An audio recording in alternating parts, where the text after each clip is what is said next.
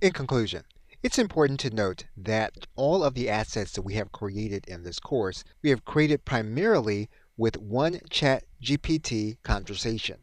And you'll see it here marked at the bottom on our left side menu.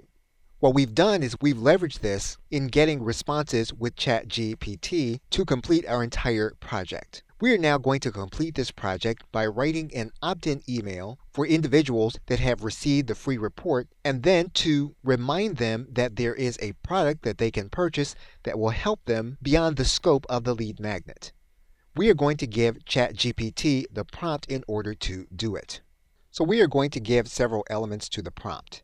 And we're going to bring those elements in. And basically, now that we have the elements of our prompt, we are now going to click Enter so that we can get our opt-in email.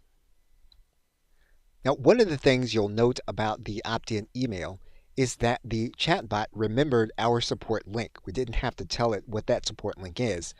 And that has everything to do with us using the context that we have created inside of one conversation.